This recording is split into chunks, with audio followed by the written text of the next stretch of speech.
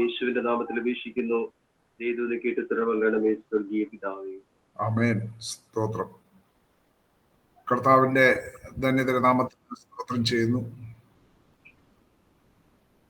യേശുക്രിസ്തുവിന്റെ ജീവിതവും ഉപദേശങ്ങളും എന്നുള്ള വിഷയത്തിൽ യേശുവിനുണ്ടായ പരീക്ഷകൾ സംബന്ധിച്ചായിരുന്നു നമ്മൾ കഴിഞ്ഞ ക്ലാസ്സിൽ പഠിച്ചുകൊണ്ടിരുന്നത്. യേശു സാത്താനാൽ പരീക്ഷിക്കപ്പെട്ടു. എന്നാൽ യേശു പരീക്ഷകളിൽ ജയമെടുത്തു. യേശു സാത്താനാൽ പരീക്ഷിക്കപ്പെട്ടു എങ്കിലും യേശു പരീക്ഷകളിൽ ജയമെടുത്തു. പിശാചിന്റെ പരീക്ഷകൾ പ്രധാനമായും ജഡമോഹം, കൺമോഹം, ജീവനത്തിന്റെ പ്രതാപം. യോഹന്നാന്റെ വാക്കുകൾ കടമെടുത്താണ് ഞാൻ പറഞ്ഞത്. ജഡമോഹം, കൺമോഹം, ജീവനത്തിന്റെ പ്രതാപം. ഇതാണ് പിശാചിന്റെ പരീക്ഷകളിൽ അല്ലെങ്കിൽ പ്രലോഭനങ്ങളിൽ. അതിനെ ഇങ്ങനെ തരംതിരിക്കുകയാണെങ്കിൽ 3 ഭാഗം അല്ലെങ്കിൽ 3 തരം പ്രലോഭനങ്ങൾ പിശാചിൽ നിന്നുണ്ടാകുന്നത്. 40 പകലും 40 രാവും ഉപവസിച്ച ശേഷം യേശുവിന് വിശന്നു. അപ്പോൾ പരീക്ഷകൻ അടുത്ത് വന്ന് പറയുന്നത്, നീ ദൈവപുത്രനെങ്കിൽ ഈ കല്ല് അപ്പമായി തീരുവാൻ കൽപ്പിക്കാം. വിശന്നിരിക്കുന്ന ഒരു മനുഷ്യന് അവന്റെ ജഡമോഹമുണർത്തുന്ന ഒരു പരീക്ഷയായിരുന്നു അത്. വിശപ്പിന് ആഹാരം. എന്നാൽ ജഡമോഹമുണർത്തുന്ന പരീക്ഷയിൽ യേശു പരാജയപ്പെട്ടില്ല. വിശക്കുമ്പോൾ ആഹാരം നൽകുവാൻ കഴിവുള്ള, കരുതലുള്ള നല്ല പിതാവിന്റെ സ്നേഹത്തിൽ സംശയം ജനിപ്പിക്കുവാൻ സാത്താൻ പരിശ്രമിച്ചു, പരീക്ഷകൻ പരിശ്രമിച്ചു. പക്ഷേ ജഡമോഹത്തിന്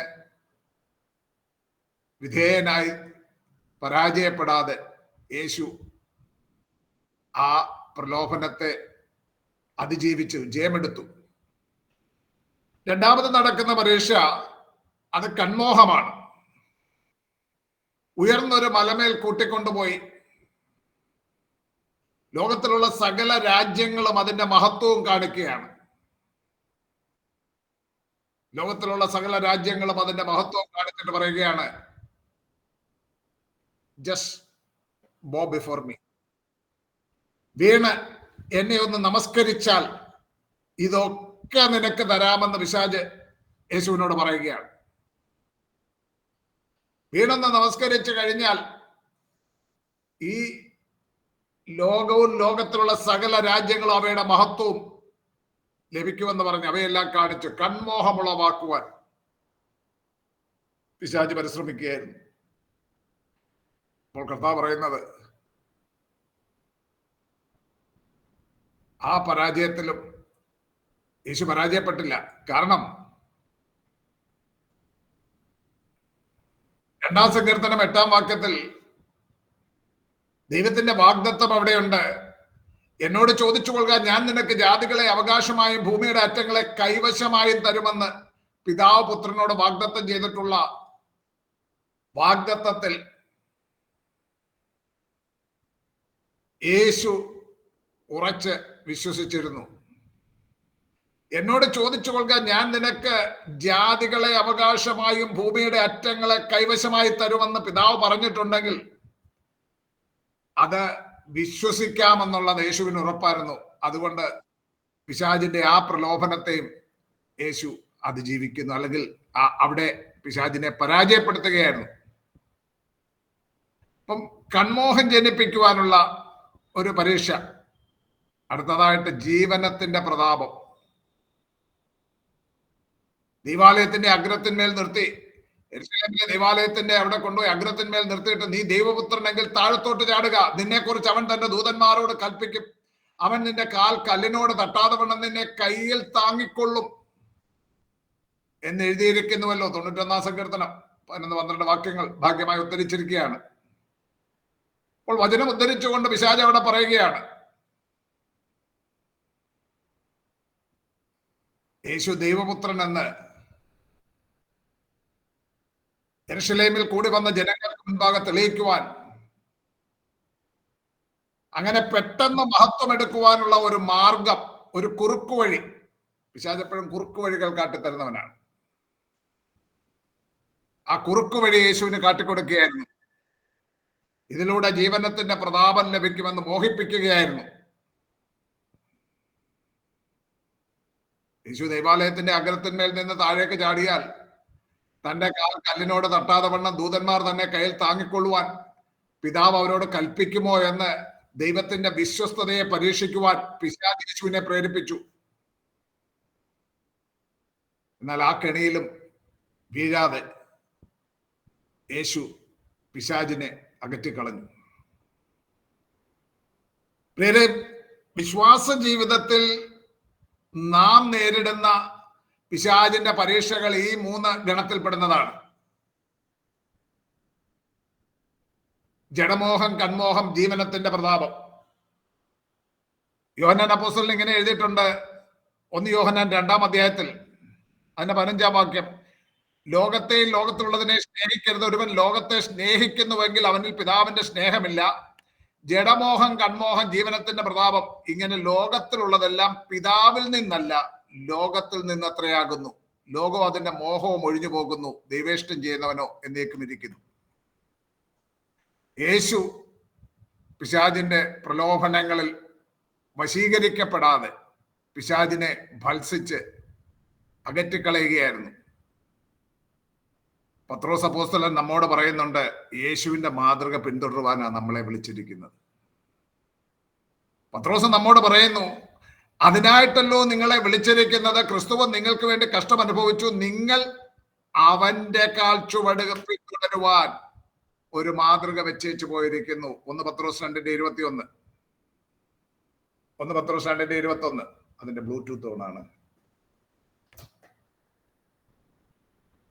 അതിനായിട്ടല്ലോ നിങ്ങളെ വിളിച്ചിരിക്കുന്നത്, ക്രിസ്തുവും നിങ്ങൾക്ക് വേണ്ടി കഷ്ടം അനുഭവിച്ചു, നിങ്ങൾ അവന്റെ കാൽച്ചുവട് പിന്തുടരുവാൻ ഒരു മാതൃക വെച്ചേച്ചു പോയിരിക്കുന്നു. ക്രിസ്തു ഈ ലോകത്ത് ജീവിച്ച് കാണിച്ചത് നമുക്ക് മാതൃകയാണെന്ന് കരുതി പിശാചിന്റെ പ്രലോഭനങ്ങൾ, ഈ നിലകളിലുള്ള പ്രലോഭനങ്ങൾ ഉണ്ടാകുമ്പോൾ അതിൽ വശീകരിക്കപ്പെടാതെ വിജയകരമായ ജീവിതം നയിപ്പാൻ നമുക്ക് സാധിക്കണം. ഓക്കെ, മുന്നോട്ട് പോകാം.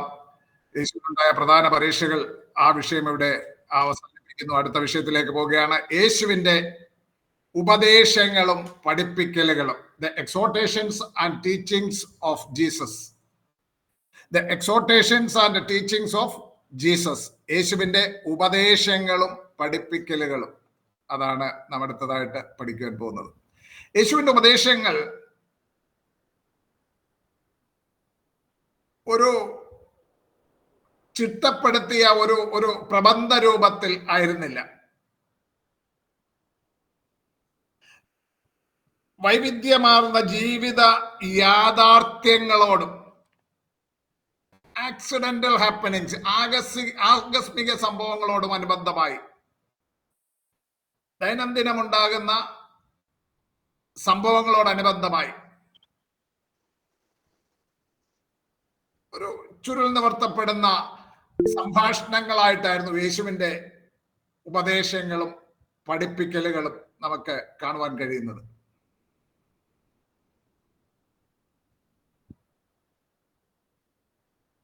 യഹൂദന്മാരുടെ ചിരപരിചിതമായ റബ്ബിനിക്കൽ ടീച്ചിങ്സ്, യഹൂദ റബ്ബിമാരുടെ ടീച്ചിങ്സിന്റെ സമാനമായ രീതി പിന്തുടരുമ്പോൾ തന്നെ റബ്ബിമാരിൽ നിന്ന് വ്യത്യസ്തനായി ഏറെ ഉറപ്പോടും അധികാരത്തോടെയുമായിരുന്നു യേശു പഠിപ്പിച്ചിരുന്നത്. യഹൂദ റബ്ബിമാരുടെ പ്രഭാഷണ ശൈലിയും ടീച്ചിങ് മെത്തേഡ്സും ഏതാണ്ട് അവർക്ക് പരിചിതമായ ആ ശൈലികൾ അവലംബിച്ചിരുന്നപ്പോൾ തന്നെ യേശുവിൻ്റെ പ്രഭാഷണങ്ങളിൽ അല്ലെങ്കിൽ യേശുവിൻ്റെ പഠിപ്പിക്കലുകളിൽ ആധികാരികതയുണ്ടായിരുന്നു. വളരെ ഉറപ്പോടെ അധികാരത്തോടെയായിരുന്നു യേശു പഠിപ്പിച്ചിരുന്നത്. കേൾവിക്കാർ അതങ്ങനെ സാക്ഷ്യം പറയുന്നുണ്ട്. കർത്താവിന്റെ ഗിരിപ്രഭാഷണം അവസാനിക്കുമ്പോൾ അവിടെ മത്തായി എഴുതിയ സുവിശേഷം 5, 6, 7 അധ്യായങ്ങളിലാണ് ഗിരിപ്രഭാഷണം അവസാനിക്കുമ്പോൾ അതിന്റെ അവസാന വാചകമായിട്ട് 7-ാം അധ്യായം 28, 29 വാക്യങ്ങളിൽ ഇങ്ങനെ ഒരു അനുബന്ധം നാം വായിക്കുന്നുണ്ട്. എന്താണ് ഈ വചനം യേശു പറഞ്ഞു? പുരുഷ അവിടെ ശാസ്ത്രിമാരെ പോലെയല്ല, അധികാരമുള്ളവനായിട്ട് അത്രേ അവൻ അവരോട് ഉപദേശിച്ചത്. നോക്കുക, ഈ വചനങ്ങളെ യേശു പറഞ്ഞു തീർന്നപ്പോൾ പുരുഷാരം അവന്റെ ഉപദേശത്തിൽ വിസ്മയിച്ചു. അവരുടെ ന്യായപ്രമാണ പണ്ഡിതന്മാരെ പോലെ അല്ല, അവരുടെ ജൂയിഷ് റബ്ബിമാരുടെ പോലെയല്ല, അധികാരമുള്ളവനായിട്ടാണ് യേശു അവരോട് ഉപദേശിച്ചത്. യേശു പറയുമ്പോൾ പലപ്പോഴും ആവർത്തിച്ച് പറയുന്ന ഒരു കാര്യമാണ്, ആമേൻ ആമേൻ ഞാൻ നിങ്ങളോട് പറയുന്നു. ഞാൻ പറയുന്നു. പഴയ നിയമ പ്രവാചകന്മാർ പഠിപ്പിക്കുമ്പോൾ അല്ലെങ്കിൽ പ്രവചനങ്ങൾ പറയുമ്പോൾ അവർ പറയും, യഹോവ ഇപ്രകാരം അരുളി ചെയ്യുന്നു, യഹോവ ഇപ്രകാരം അരുളി ചെയ്യുന്നു എന്ന് പറഞ്ഞ പ്രവാചകന്മാർ അവരോട് അരുളി ചെയ്തിട്ടുണ്ട്. അല്ലെങ്കിൽ പ്രവാചകന്മാർ മുഖാന്തരം ദൈവം അവരോട് പറയുമ്പോൾ പ്രവാചകന്മാർ പറയുന്നത് യഹോവ ഇപ്രകാരം അരുളി ചെയ്യുന്നു എന്നാണ് പ്രവചിച്ചിരുന്നത്. യഹൂദ റബ്ബിമാര്, ന്യായശാസ്ത്രിമാര് അവരോട് സംസാരിക്കുമ്പോൾ പറയും, ന്യായപ്രമാണവും മോശയുടെ ന്യായപ്രമാണവും സങ്കീർത്തനങ്ങളിലും ഇങ്ങനെ പറയുന്നു, പ്രവാചകന്മാർ നബീവിം ഇങ്ങനെ പറയുന്നു. അതിന്റെ എല്ലാം ആ ശൈലിയിൽ നിന്ന് വ്യത്യസ്തമായി യേശു പറയുമ്പോൾ ഞാൻ പറയുന്നു, ആമേൻ ആമേൻ ഞാൻ നിങ്ങളോട് പറയുന്നു എന്ന ഉറപ്പും അധികാരവുമായിട്ടാണ് യേശു സംസാരിച്ചിരുന്നത്. പഴയ നിയമത്തിൽ നിന്ന് നിരവധി ഉദ്ധരണികൾ പ്രസ്താവിച്ചുകൊണ്ട് താൻ ന്യായപ്രമാണത്തിന്റെയും പ്രവചനങ്ങളുടെയും നിവർത്തിയായ മിശിഹ ആകുന്നുവെന്ന് യേശു പഠിപ്പിച്ചു. പഴയ നിയമത്തിൽ നിന്നുള്ള നിരവധി ഉദ്ധരണികൾ പ്രസ്താവിച്ചുകൊണ്ട് താനാകുന്നു വരുവാനുള്ള മിശിഹ എന്ന് യേശു അവരെ പഠിപ്പിച്ചു. യേശുവിന്റെ പഠിപ്പിക്കലുകളുടെ ഒരു പ്രത്യേകത താൻ പ്രസ്താവിച്ചിട്ടുള്ള ഉപമകളായിരുന്നു, പാരബിൾസ്.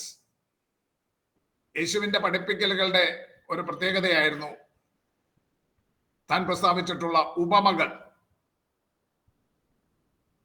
ചിന്തോദ്ദീപകമായ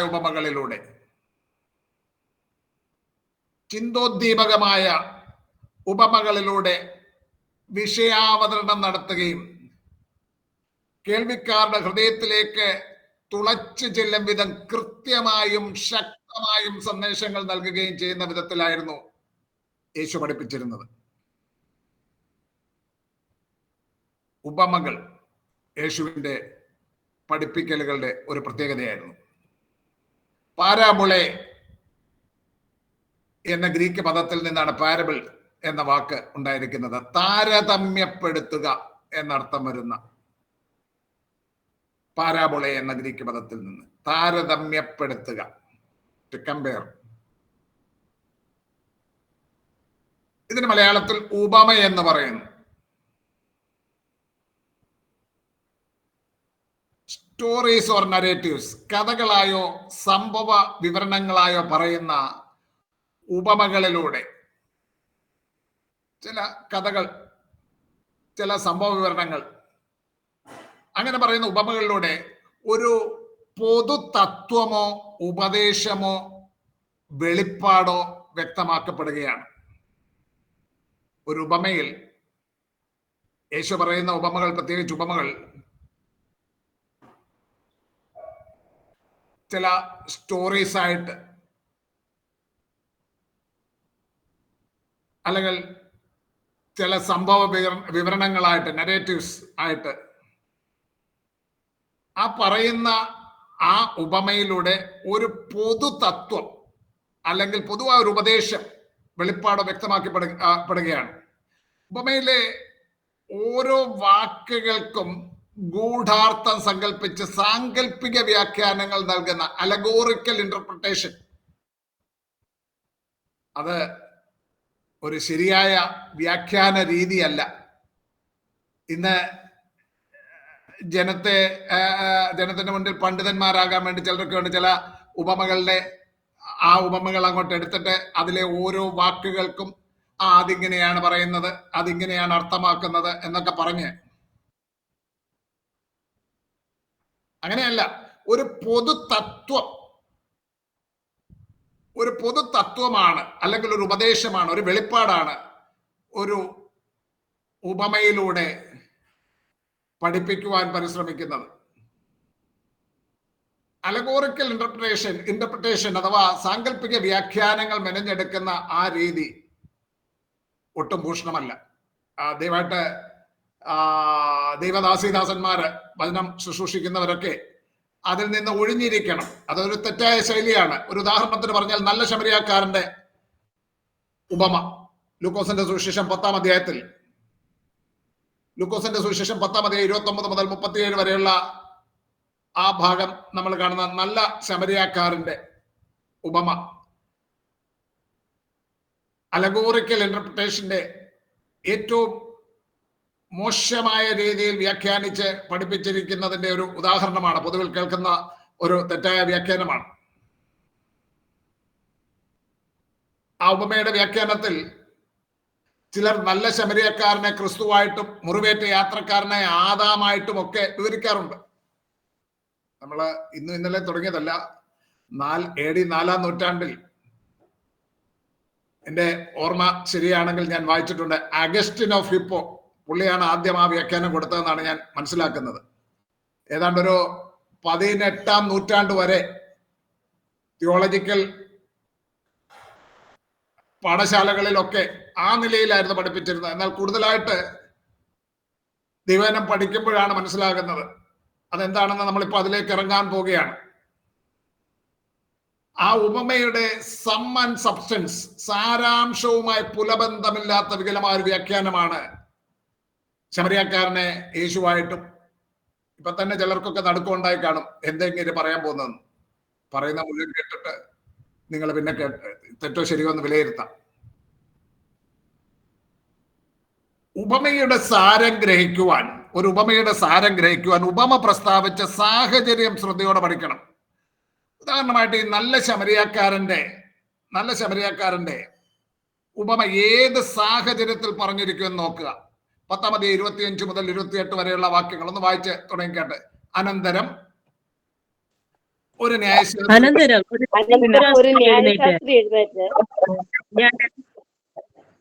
ഞാൻ നിത്യജീവൻ അവകാശിയായി തീരുവാൻ എന്ത് ചെയ്യണമെന്ന് അവനെ പരീക്ഷിച്ച് ചോദിച്ചു.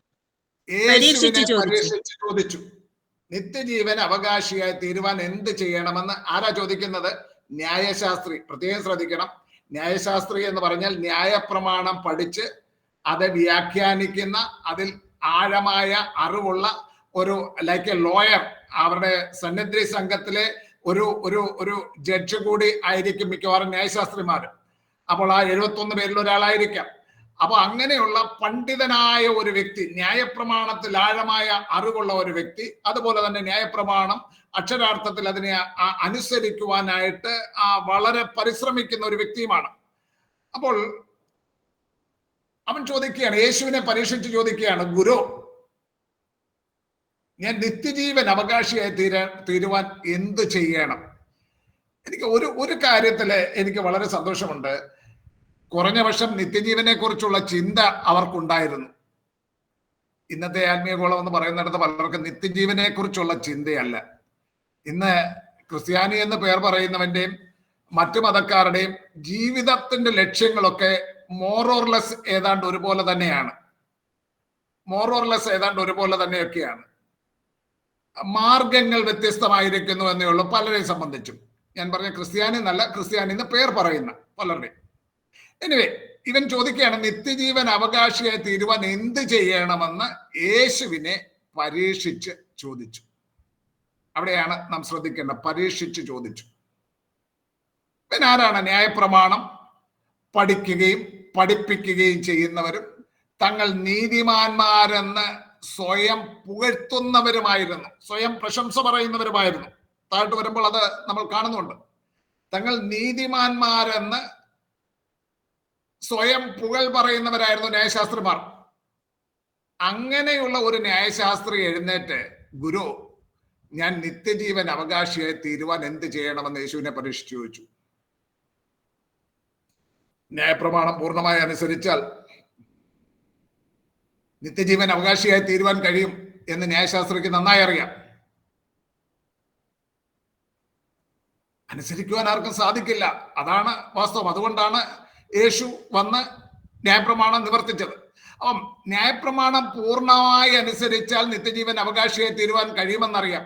അതുകൊണ്ടാണ് യേശു അവനോട് ചോദിക്കുക, ന്യായപ്രമാണത്തിൽ എന്തെഴുതിയിരിക്കുന്നു, നീ എങ്ങനെ വായിക്കുന്നു? ന്യായപ്രമാണത്തിൽ എന്ത് എഴുതിയിരിക്കുന്നു, നീ എങ്ങനെ വായിക്കുന്നു എന്നുള്ളത് വളരെ പ്രധാനപ്പെട്ട ഒരു കാര്യമാണ്. എങ്ങനെ വായിക്കുന്നു, ഇതിനകത്ത് എന്ത് എഴുതിയിരിക്കുന്നു, എങ്ങനെ വായിക്കുന്നു. കഴിഞ്ഞ ദിവസം നമ്മൾ 2 കൊരിന്ത്യർ 8:9 നമ്മളിന്ന് ചിന്തിച്ചതാണ്. അപ്പോൾ വായിക്കുന്നത് പ്രധാനമാണ് കേട്ടോ. ഞാൻ ഇന്ന് പാൽക്കാലം ഒരു ഉച്ച കഴിഞ്ഞ സമയം ഞാൻ ക്ലാസ്സിന് റെഡിയായൊക്കെ ഇരിക്കുന്ന സമയത്ത് അഡ്രിയൻ റോജേഴ്സിന്റെ ഒരു അഡ്രിയൻ റോജേഴ്സ് എന്ന് പറയുന്ന കർത്തദാസന്റെ പാസ്റ്റർ അഡ്രിയൻ റോജേഴ്സിന്റെ ഒരു ചെറിയ മെസ്സേജ് കേൾക്കുകയുണ്ടായി. അദ്ദേഹം വളരെ അത് ഇല്ലസ്ട്രേഷൻസ് ഒക്കെ പറഞ്ഞ് സംസാരിക്കുന്ന ഒരു വ്യക്തിയാണ്. അദ്ദേഹം പറഞ്ഞതാണ്, ഒരു സ്ത്രീ ഇങ്ങനെ ഒരു ഷോപ്പിങ്ങിന് പോവുകയാണ്. അവർ നല്ലൊരു ജ്വല്ലറി ഷോപ്പിൽ ചെല്ലുന്നു. വില കൂടിയ രത്നങ്ങൾ പതിച്ച ഒരു ജ്വല്ലറി എന്തോ കാണുന്നു. അവരുടെ ഭർത്താവിന് അവരിങ്ങനെ ടെക്സ്റ്റ് ചെയ്തു, ഞാനിങ്ങനെ ഒരു ഇത് കണ്ടു, ഞാൻ മേടിക്കട്ടെ, അതിന് ഇത്ര വിലയാകും എന്ന് പറയുന്നു. ആ ഭർത്താവ് അതിനെ തിരിച്ച് ടെക്സ്റ്റ് ചെയ്തു, നോ, പ്രൈസ് ടു ഹൈ. അദ്ദേഹം മീൻ ചെയ്തത് മേടിക്കണ്ട, പ്രൈസ് ടു ഹൈ എന്നാണ്. പക്ഷെ അവൾ അത് വായിച്ചത് നോ പ്രൈസ് ടു ഹൈ, അതിന് എന്ത് വിലയും അധികമല്ല. അപ്പം ഞാൻ പറഞ്ഞത് മനസ്സിലായി കാണുമല്ലോ. ആ നോ കഴിഞ്ഞ് ഒരു പോസ് കഴിഞ്ഞിരുന്നെങ്കിൽ അർത്ഥം മാറുമായിരുന്നു. വേണ്ട, വില ഒത്തിരി അധികമാണ്. പക്ഷെ നോ കഴിഞ്ഞിട്ട് പോസ് ഇല്ലാതെ വായിച്ചാൽ എങ്ങനെയായി? എന്ത് വിലയും അധികമാകില്ല. അവൾ അത് മേടിച്ച് അതുമായിട്ട് വീട്ടിലേക്ക് വന്നു കേൾക്കുകയുണ്ടായി. വളരെ ഫണ്ണിയായിട്ട് തോന്നും. പലതും വായിക്കേണ്ടതുപോലെ വായിക്കപ്പം അതിന്റെ അർത്ഥം മാറിപ്പോകുന്നു, ഗ്രഹിക്കുന്നത്. നമ്മുടെ കർത്താവായ യേശു ക്രിസ്തു സമ്പന്നനായിരുന്നിട്ടും തന്റെ ദാരിദ്ര്യത്താൽ നമ്മളെ സമ്പന്നരാക്കുവാൻ നമുക്ക് വേണ്ടി ദരിദ്രനായി തീർന്നു. വായിച്ചത് തെറ്റിപ്പോയി, അർത്ഥം മാറിപ്പോയി. ഏത് നിലയുള്ള സമ്പത്ത്, ദാരിദ്ര്യം, ഇതൊക്കെ അങ്ങ് വിട്ടുപോയി. കഴിഞ്ഞ ക്ലാസ്സിൽ നമ്മൾ അത് ചിന്തിച്ചതാണ്. എന്നിട്ട് എവിടേക്ക് മടങ്ങി വരാം. കർത്താവ് ഈ ന്യായശാസ്ത്രിയോട് ചോദിക്കുകയാണ്, ന്യായപ്രമാണത്തിൽ എന്ത് എഴുതിയിരിക്കുന്നു, നീ എങ്ങനെ വായിക്കുന്നു? ഉടനെ അവന്റെ മറുപടി കറക്റ്റ് ആണ്. അതിന്റെ ന്യായപ്രമാണത്തിന്റെ സം ആൻഡ് സബ്സ്റ്റൻസ് അവൻ പറയുകയാണ്. നിന്റെ ദൈവമായ കർത്താവിനെ നീ പൂർണ്ണ ഹൃദയത്തോടും പൂർണ്ണാത്മാവോടും പൂർണ്ണ ശക്തിയോടും പൂർണ്ണ മനസ്സോടും കൂടെ സ്നേഹിക്കണം എന്നും കൂട്ടുകാരനെ നിന്നെ പോലെ തന്നെ സ്നേഹിക്കണമെന്നും തന്നെ എന്ന് ഉത്തരം പറഞ്ഞു. നമ്മുടെ കർത്താവ് ഇത് തന്നെ പറയുന്നുണ്ട്. മത്തായിയുടെ സുവിശേഷത്തിൽ കാണുന്നുണ്ട്. കർത്താവിനോട് ചോദിക്കുമ്പോൾ കർത്താവ് പറയുന്നുണ്ട്. ഇതാണ് ന്യായപ്രമാണത്തിന്റെ ഒരു സം ആൻഡ് സബ്സ്റ്റൻസ്. അതിന്റെ എന്താണ് പറയുന്നത്, അതിന്റെ സാരാംശം എന്ന് പറഞ്ഞാൽ അതാണ്.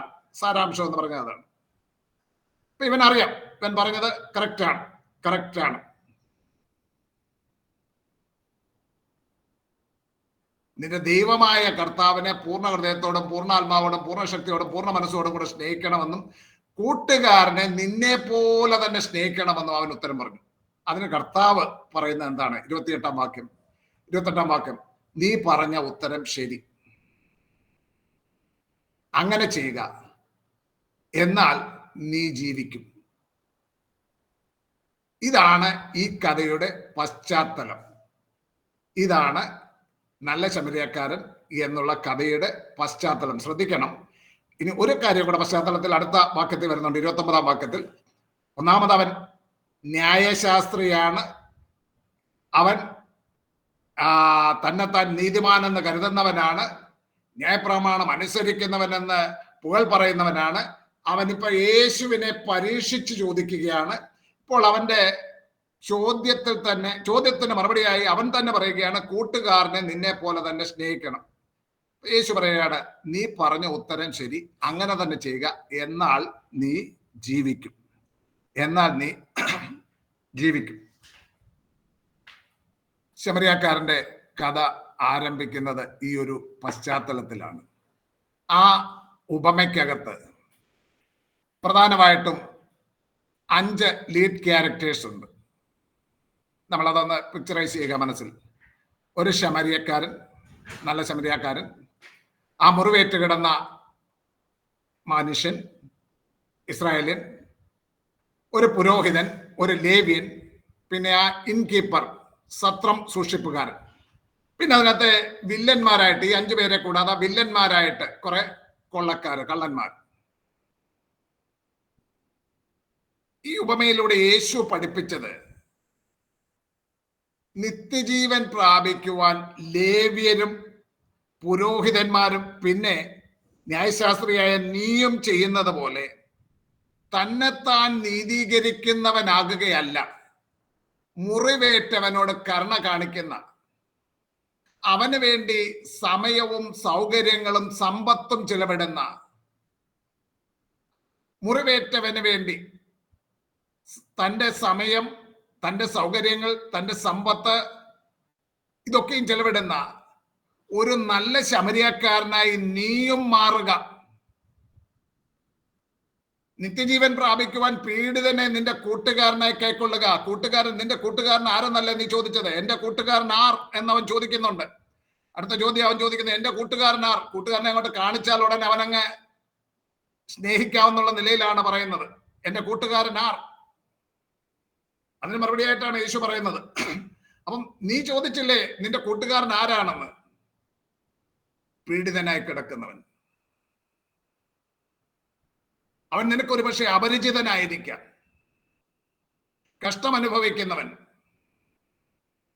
അവൻ നീ അറിയുന്നവനാകണമെന്നില്ല. പക്ഷേ അവനാണ് നിന്റെ, ഇംഗ്ലീഷിൽ നെയ്ബർ എന്നാണ് പറഞ്ഞിരിക്കുന്നത്, അയൽക്കാരൻ എന്നാണ് പറഞ്ഞിരിക്കുന്നത്, മലയാളത്തിൽ കൂട്ടുകാരൻ. അത് കുറച്ചുകൂടെ നമുക്ക് നല്ല ഒരു പ്രയോഗമായി തോന്നുന്നത്. അപ്പം നിന്റെ കൂട്ടുകാരൻ എന്ന് പറയുന്നത് ആരാണ്? നമ്മൾ തുടർന്നുള്ള ആ കഥ വായിച്ചു നോക്കുമ്പോൾ എന്റെ കൂട്ടുകാരൻ ആർ എന്നവൻ ചോദിക്കുമ്പോൾ ഇവിടെ ആ കഥയിലേക്ക് വരിക. അവൻ ന്യായശാസ്ത്രി തന്നെത്താൻ നീതീകരിപ്പാൻ ഇച്ഛിച്ചിട്ട് യേശുവിനോട് എന്റെ കൂട്ടുകാരൻ ആരെന്ന് ചോദിച്ചതിന് യേശു ഉത്തരം പറഞ്ഞത്, ഒരു മനുഷ്യൻ യെരൂശലേമിൽ നിന്ന് എന്തോ വായിച്ചോ, ഒരു മനുഷ്യൻ യെരിഹോവിലേക്ക് പോകുമ്പോൾ കള്ളന്മാരുടെ കയ്യിൽ അകപ്പെട്ടു. അവരവനെ വസ്ത്രമഴിച്ച് മുറിവേൽപ്പിച്ച് അർദ്ധപ്രാണനായി വിട്ടേച്ചുപോയി. ആ വഴിയായി യാദൃശ്ചിക ഒരു പുരോഹിതൻ വന്നു. അവനെ കണ്ടിട്ട് മാറി കടന്നുപോയി. അങ്ങനെ തന്നെ ഒരു ലേവ്യനും ആ സ്ഥലത്തിലെത്തി, അവനെ കണ്ടിട്ട് മാറി കടന്നുപോയി. യെരൂശലേമിൽ നിന്നും യെരിഹോവിലേക്ക് പോകുന്ന ഈ മനുഷ്യൻ, മുറിവേറ്റ് കിടക്കുന്ന ഈ മനുഷ്യൻ, അർദ്ധപ്രാണനായി കിടക്കുന്ന ഈ മനുഷ്യനെ കണ്ടിട്ട് ദൈവവേല ചെയ്യുന്നവരെന്ന് ചിന്തിക്കുന്ന, അല്ലെങ്കിൽ അങ്ങനെ മുദ്ര ചാർത്തപ്പെടുന്ന, അല്ലെങ്കിൽ അങ്ങനെ മുദ്ര കുത്തപ്പെടുന്ന, അല്ലെങ്കിൽ അറിയപ്പെടുന്ന പുരോഹിതനും ലേവ്യനും വഴിമാറിപ്പോയി. പിന്നെ അവിടേക്ക് ഒരു ശമരിയാക്കാരൻ വരികയാണ്. ആ ശമരിയാക്കാരൻ വഴിപോകയിൽ അവന്റെ അടുക്കലെത്തി അവനെ കണ്ടിട്ട് മനസ്സലിഞ്ഞ് അരികെ ചെന്നു, എണ്ണയും വീഞ്ഞും പകർന്ന് അവന്റെ മുറിവുകളെ കെട്ടി. എണ്ണയും വീഞ്ഞും പകർന്നു. വീഞ്ഞെന്ന് പറയുന്നത് ആൽക്കഹോൾ ഉണ്ട് അതിനകത്ത്. അത് ഇന്ന് നമ്മൾ സ്പിരിറ്റ് പോലെ പുരാതന കാലത്ത് മുറിവുകളെ ക്ലീൻ ചെയ്യുവാൻ ഉപയോഗിച്ചിരുന്നതാണ്. എണ്ണ എന്ന് പറയുന്നത് ഒലിവെണ്ണയാണ്. പുരാതന കാലം മുതൽ ഒലിവെണ്ണ ഒരു ഔഷധമായി ഉപയോഗിച്ച് വന്നിരുന്നതാണ്. എണ്ണയും വീഞ്ഞും പകർന്ന് അവന്റെ മുറിവുകളെ കെട്ടി അവനെ തന്നെ വാഹനത്തിൽ കയറ്റി വഴിയമ്പലത്തിൽ കൊണ്ടുപോയി രക്ഷ ചെയ്തു. അത്രയും ചെയ്ത് കഴിഞ്ഞ് തീർന്നുമില്ല. ഇത്രയൊക്കെ ചെയ്ത് ഇനി നിങ്ങൾ അങ്ങ് നോക്കുന്നെങ്കിൽ നോക്കിക്കോ, ഞാൻ പോകട്ടെ എന്ന് പറയുകയല്ല. 35-ാം വാക്യം. പിറ്റന്നാൾ അവൻ പുറപ്പെടുമ്പോൾ 2 വെള്ളിക്കാശ് എടുത്ത് വഴിയമ്പലക്കാരന് കൊടുത്ത്, ഇവനെ രക്ഷ ചെയ്യണം, അധികം വല്ലതും ചെലവിട്ടാൽ ഞാൻ മടങ്ങി വരുമ്പോൾ തന്നുകൊള്ളാമെന്ന് അവനോട് പറഞ്ഞു. നോക്ക് അവന്റെ ആ മനസ്സ് നോക്കി. ഇത്രയും ചെയ്തത് പോരാഞ്ഞിട്ട് പിന്നെയും ചിലത് ചിലവാക്കുകയും പറയുകയാണ്, ഇനിയും എന്തെങ്കിലും എക്സ്പെൻസസ് ഇതിന്റെ മുകളിൽ വരുന്നെങ്കിൽ അത് ഞാൻ വഹിച്ചു കൊള്ളാമെന്ന് പറഞ്ഞ് അവന്റെ ഉത്തരവാദിത്തം ഏറ്റെടുക്കുക.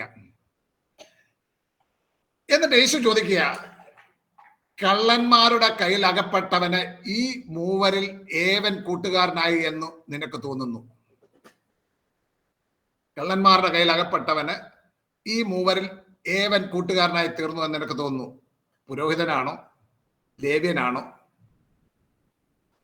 അതോ ശമരിയക്കാരനോ? നിനക്ക് അയിത്തമുള്ളവനാണ് ശമരിയക്കാരൻ. യഹൂദന് അയിത്തമുള്ള ശമരിയക്കാരൻ അവനാണോ? അന്യജാതിക്കാരനായിട്ടുള്ള ശമരിയക്കാരനാണോ? ദൈവാലയത്തിൽ ശുശ്രൂഷ ചെയ്യുന്ന ആ പുരോഹിതനാണോ? ശുശ്രൂഷകളിൽ സഹായിയായി പ്രവർത്തിക്കുന്ന കപ്പ്യാര് പണി ചെയ്യുന്ന ലേവ്യനാണോ? ഇവരിൽ ആരാണ് ആ മുറിവേറ്റവന്റെ കൂട്ടുകാരനായി തീർന്നു എന്ന് നിനക്ക് തോന്നുന്നു? ഉത്തരൻ ആ ന്യായശാസ്ത്രി തന്നെ പറഞ്ഞു. 37-ാം വാക്യം. അവനോട് കരുണ കാണിച്ചവനെന്ന് അവൻ പറഞ്ഞു. അപ്പോൾ യേശു എന്താണ് പറയുന്നത്? യേശു എന്താണ് പറയുന്നത്? നീയും പോയി അങ്ങനെ തന്നെ ചെയ്യുക എന്ന് പറഞ്ഞു. നീയും പോയി അങ്ങനെ തന്നെ ചെയ്യുക.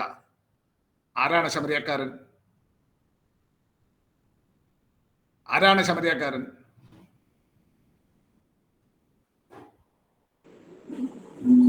യഹൂദനും ജാതിയും കൂടെ ചേർന്ന ഒരു സങ്കരവർഗം. അതെ, അത് സങ്കരവർഗം. അത് നമുക്കറിയാം. അത് ശമരിയക്കാരൻ ഇവിടെ കർത്താവ് പറഞ്ഞിരിക്കുന്ന കഥയിലെ ശമരിയക്കാരൻ എന്ന് വിവക്ഷിച്ചിരിക്കുന്നത് ആരെയാണ്? യെസ്, അതാണ് വേണ്ടത്. പീഡിതനെ സഹായിക്കുന്നവൻ, ആവശ്യക്കാരനെ സഹായിക്കുന്നവൻ, മുറിവേറ്റവനോട് കരുണ കാണിക്കുന്നവൻ, അവന് വേണ്ടി ചിലവാകുവാനും ചിലവിടുവാനും തയ്യാറാകുന്നവൻ, അവനാണ് ശമരിയക്കാരൻ.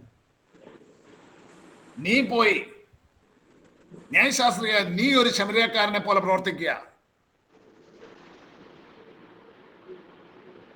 തങ്ങൾ നീതിമാന്മാരെന്ന് കരുതുന്നവരുടെ, തങ്ങളെ കൂടാതെ ആത്മീയ ശുശ്രൂഷകൾ നടക്കുകയില്ല എന്ന് പൊങ്ങച്ചം ഭാവിക്കുന്നവരുടെ പ്രതിനിധികളായിരുന്നു ഈ ഉപമയിലെ പുരോഹിതനും ലേവ്യനും. തങ്ങളാണ് ആത്മീക ഗോളത്തിലെ ഏറ്റവും വലിയ പില്ലേഴ്സ് എന്ന് ചിന്തിക്കുന്ന ചില ആൾക്കാരുണ്ട്. അങ്ങനെയുള്ളവരുടെ റെപ്രസെന്റേറ്റീവ്സ് ആണ് ഈ ഉപമയിൽ കാണുന്ന പുരോഹിതനും ലേവ്യനും. എന്നാൽ അവർക്കാർക്കും മുറിവേറ്റവന്റെ കൂട്ടുകാരനാകുവാൻ കഴിഞ്ഞില്ല. മുറിവേറ്റവനെ തന്റെ കൂട്ടുകാരനായി കാണുവാൻ കഴിഞ്ഞില്ല. മുറിവേറ്റവനെ കൂട്ടുകാരനായി കൈക്കൊള്ളുവാൻ കഴിഞ്ഞില്ല. എന്നാൽ യഹൂദന്മാർക്ക് അയിത്തമുണ്ടായിരുന്ന ഒരു ശമരിയക്കാരൻ തന്റെ സഹജീവിയുടെ ബുദ്ധിമുട്ടിൽ അവനോട് മനസ്സലിഞ്ഞ് അവന്റെ അരികെ ചെന്ന് അവന്റെ മുറിവുകളെ കെട്ടി അവനെ തന്റെ വാഹനത്തിൽ കയറ്റി വഴിയമ്പലത്തിലേക്ക് കൊണ്ടുപോയി രക്ഷ ചെയ്തു. പിറ്റേന്നാൾ പുറപ്പെടുമ്പോൾ 2 വെള്ളിക്കാശ് എടുത്ത് വഴിയമ്പലക്കാരന് കൊടുത്ത്, തന്നെ രക്ഷ ചെയ്യണം, അധികം വല്ലതും ചെലവിട്ടാൽ ഞാൻ മടങ്ങി വരുമ്പോൾ തന്നുകൊള്ളാമെന്ന് അവനോട് പറഞ്ഞു.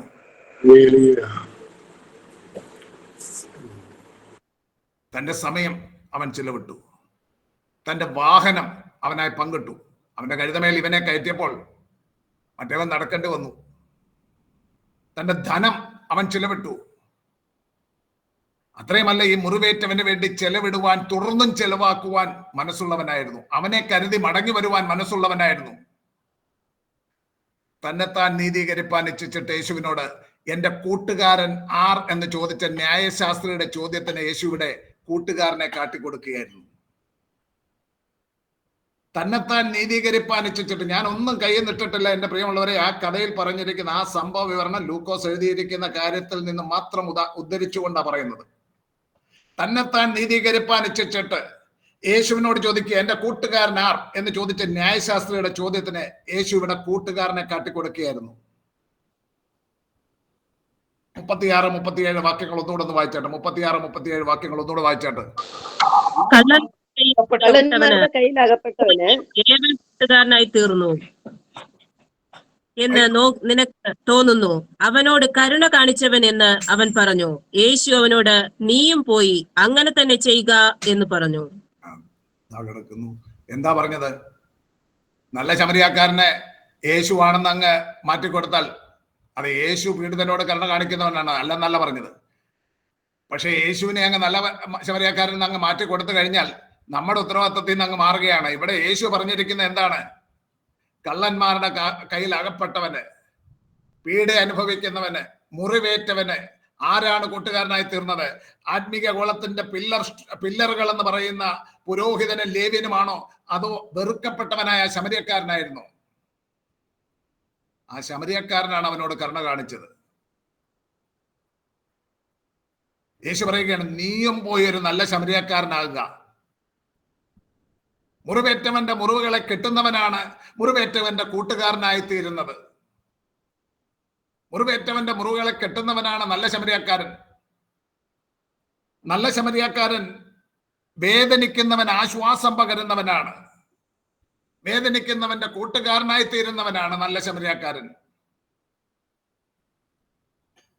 മറ്റൊരാളുടെ വേദന സ്വന്തം വേദനയായി കരുതുകയും അവന് വേണ്ടി സ്വന്തമായത് എന്തും ചെലവിടുകയും ചെയ്യുന്നവനാണ് നല്ല ശമരിയക്കാരൻ.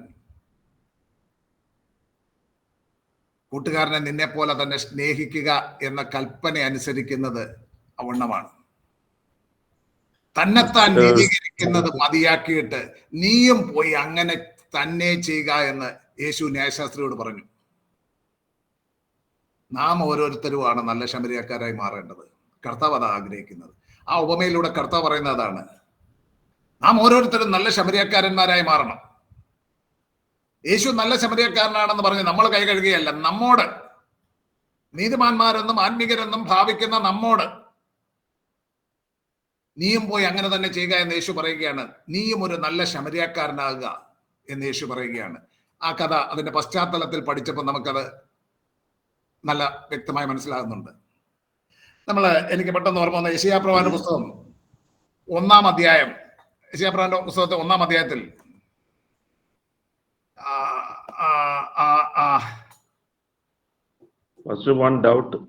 ചോദിച്ചു ആരാണ് നിങ്ങളെ പറയുമ്പോ പേരോടൊന്ന് പറഞ്ഞിട്ട് പറയണേ. എനിക്ക് എല്ലാരെയും കാണാനൊക്കെ. എന്റെ പേര് ബിജു. പറഞ്ഞു. നമ്മുടെ ചുറ്റും കണ്ണോടിച്ചു കഴിഞ്ഞാല് ക്രിസ്തീയ കോളത്തിന് വെളിയിൽ ധാരാളം നല്ല ശമരിയക്കാരെ നമുക്ക് കാണാൻ കഴിയും. അപ്പോൾ ആ നല്ല ശമരിയക്കാർക്കൊക്കെ നിത്യജീവൻ ലഭിക്കുവാൻ തീർച്ചയായിട്ടും യേശുക്രിസ്തു മുഖാന്തരം മാത്രമേ നടക്കുകയുള്ളൂ, അല്ലേ? രക്ഷ പ്രാപിക്കുവാൻ ആ ദൈവത്തെ എന്താണ്? മറ്റൊരുത്തനും രക്ഷയില്ല. രക്ഷിക്കപ്പെടുവാൻ ആകാശത്തിന് കീഴെ മനുഷ്യരുടെ ഇടയിൽ നൽകപ്പെട്ട ഒരൊറ്റ നാമമേ ഉള്ളൂ. അത് കർത്താവ് യേശുക്രിസ്തുവിന്റെ നാമമാണ്. ഈ പ്രവൃത്തികളിലൂടെ രക്ഷ സാധ്യമാകുന്നില്ല. എഫീസ്യർക്ക് എഴുതിയ ലേഖനം 2-ാം അധ്യായം 8 മുതൽ 10 വരെയുള്ള വാക്യങ്ങൾ ദേവദാസൻ ഒന്ന് വായിച്ചാട്ടെ. എഫീസ്യർ 2-ന്റെ 8 മുതൽ 10 വരെ ദേവദാസൻ തന്നെ വായിക്കണം. ബിജു തന്നെ വായിച്ചാട്ടെ. അറിയാമല്ലോ, വിശ്വാസം മൂലം നാം രക്ഷിക്കപ്പെട്ടിരിക്കുന്നു. അതിന് നിങ്ങൾ കാരണമല്ല, ദൈവത്തിന്റെ ദാനമത്രയാകുന്നു. ആരും പ്രശംസിക്കാതിരിപ്പാൻ പ്രവൃത്തികളും കാരണമല്ല. നാം അവന്റെ കൈപ്പണിയായി സൽപ്രവൃത്തികൾക്കായി സൃഷ്ടിക്കപ്പെട്ടിരിക്കുന്നു. നാം ചെയ്തു പോരേണ്ടതിന് ദൈവം അത് മുന്നൊരുക്കിയിരിക്കുന്നു. ഇത്രയും അത് കാണാതെ ഇന്ന് പഠിച്ചോണം. ഓക്കെ, യെശയ്യാവ് 64-ന്റെ 6 ഇല്ലേ? അവിടേക്ക് വരാം. ഈ ദേവദാസൻ ചോദിച്ച സംശയം ഒന്ന് ക്ലിയർ ചെയ്തോട്ടെ. അപ്പം നാം രക്ഷിക്കപ്പെട്ടിരിക്കുന്നത് കൃപയാൽ, ദൈവത്തിന്റെ കൃപയാൽ വിശ്വാസം മൂലം രക്ഷിക്കപ്പെടുന്നു. അപ്പൊ രക്ഷയ്ക്ക് പ്രവർത്തികൾ കാരണമല്ല. ക്ലിയർ ആയല്ലോ? ബിജു കേൾക്കുന്നുണ്ടോ? രക്ഷയ്ക്ക് കാരണം പ്രവർത്തികളല്ല. എന്നാൽ രക്ഷിക്കപ്പെട്ടവനിൽ നിന്നും പിന്നെ പറയുന്ന എന്താണ്? നാം അവന്റെ കൈപ്പണിയായി സൽപ്രവർത്തികൾക്കായി സൃഷ്ടിക്കപ്പെട്ടിരിക്കുന്നു. നാം ചെയ്തു പോരേണ്ടതിന് ദൈവം അത് മുന്നൊരുക്കിയിരിക്കുന്നു. കർത്താവ് തന്നെ പറയുന്നുണ്ട്, മത്തായി സുവിശേഷത്തിൽ പറയുന്നുണ്ടല്ലോ, വൃക്ഷത്തെ അതിന്റെ ഫലം കൊണ്ടറിയാം. നമ്മിൽ നിന്നും ദൈവം ആഗ്രഹിക്കുന്നത് നല്ല ശമരിയക്കാരനെ പോലുള്ള പ്രവർത്തികളാണ്. മറ്റുള്ളവരുടെ പ്രവർത്തികളിൽ ഇപ്പം ഞാൻ കുറെ നാളുകൾ ഗൾഫിലുണ്ടായിരുന്ന ഒരു വ്യക്തിയാണ്. ഗൾഫില് ഈ അവരുടെ ഉത്സവകാലം വരെ, റംസാൻ ടൈം വരുന്നുണ്ട്, പല ധനികരും സക്കാത്ത് കൊടുക്കുക എന്ന് പറഞ്ഞ് കോടിക്കണക്കിന് രൂപ ചെലവിടും.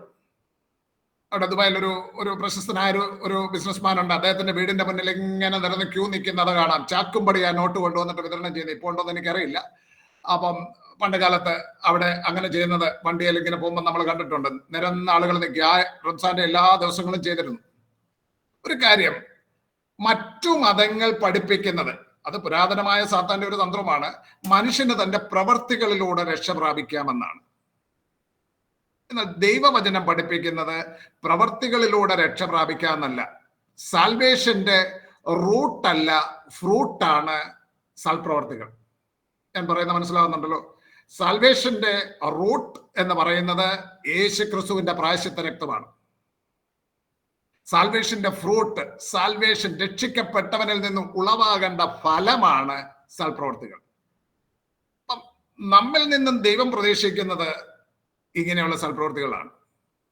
അതില്ല എങ്കിൽ നാം ആത്മീയരെന്ന് പറഞ്ഞിട്ടൊന്നും ഒരു കാര്യമില്ല. അതാണ് ഈ ഉപമയിലൂടെ കർത്താവ് പഠിപ്പിക്കാൻ ആഗ്രഹിക്കുന്നത്. ദേവദാസന് ക്ലിയർ ആയെന്ന് ഞാൻ വിശ്വസിക്കുന്നു.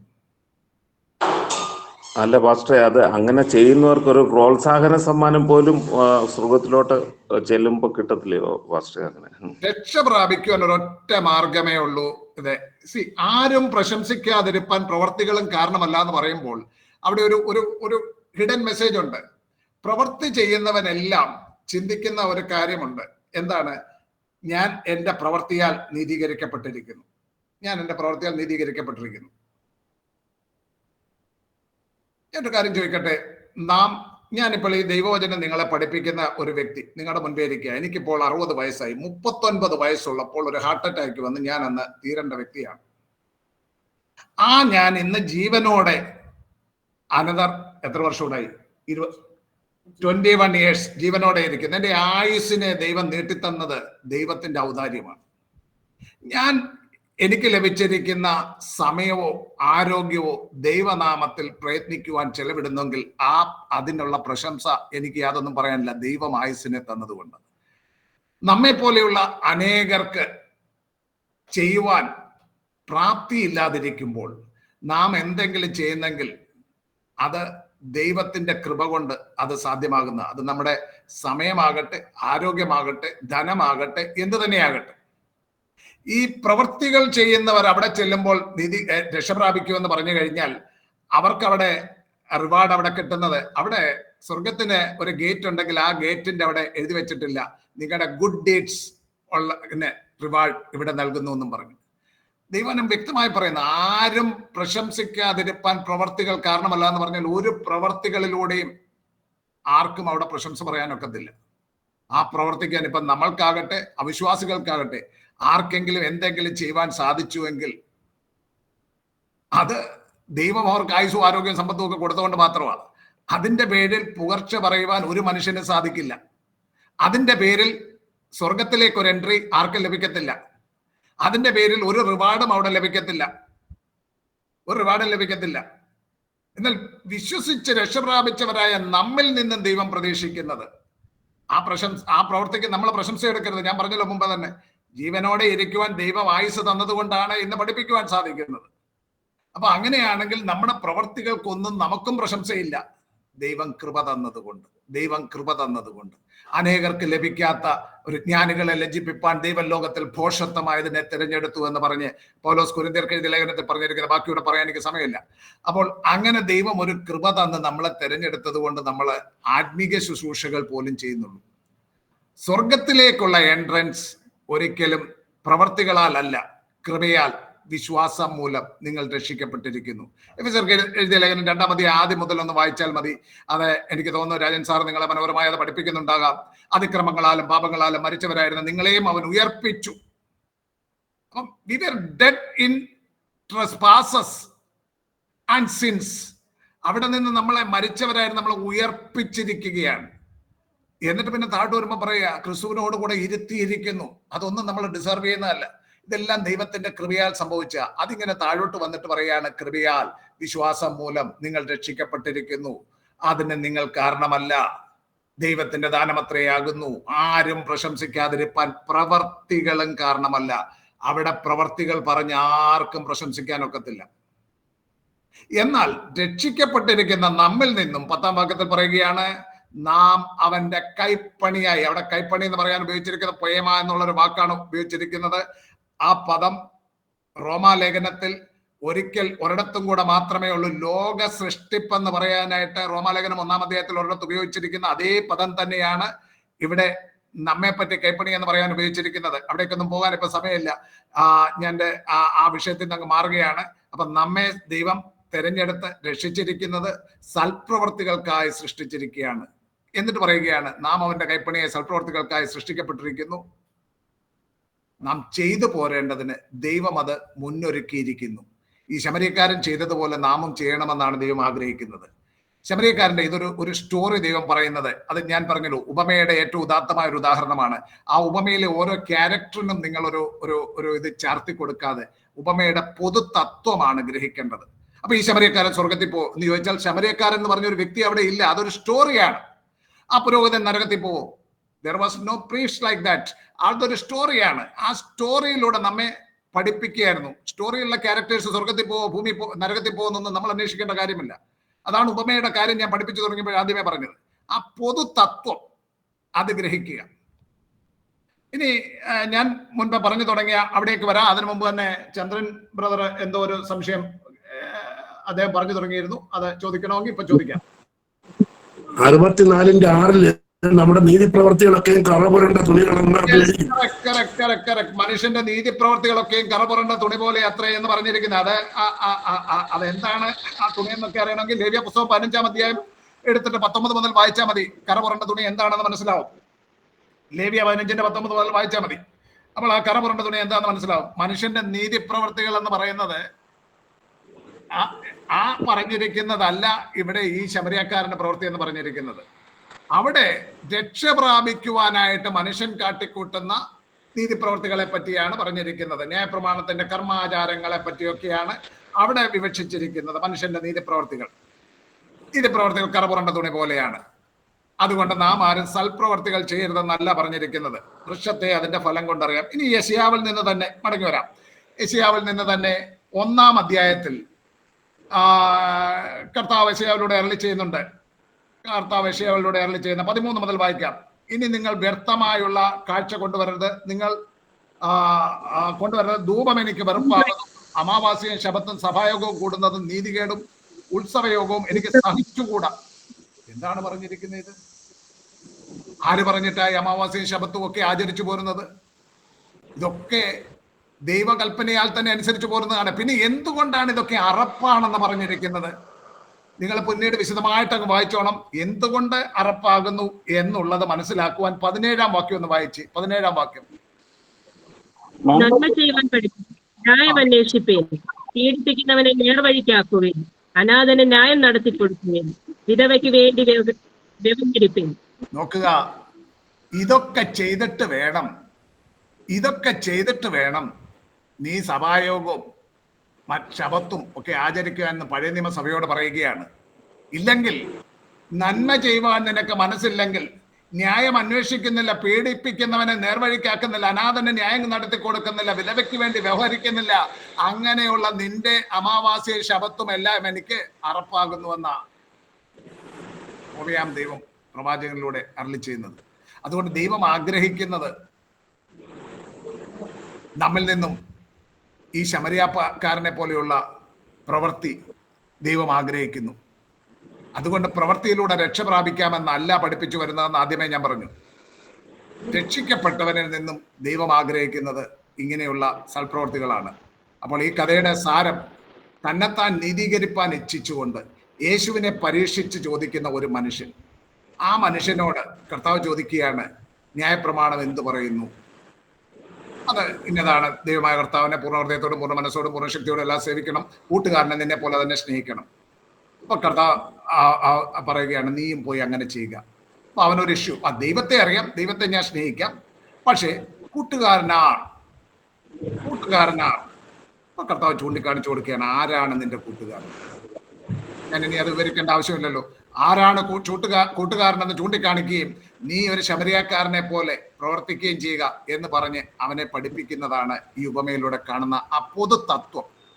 ആ പൊതുതത്വം അതാണ്, ഉപമയുടെ പൊതുതത്വം, അല്ലെങ്കിൽ ആ സ്റ്റോറിയിലൂടെ കർത്താവ് പഠിപ്പിക്കുന്ന അതാണ്.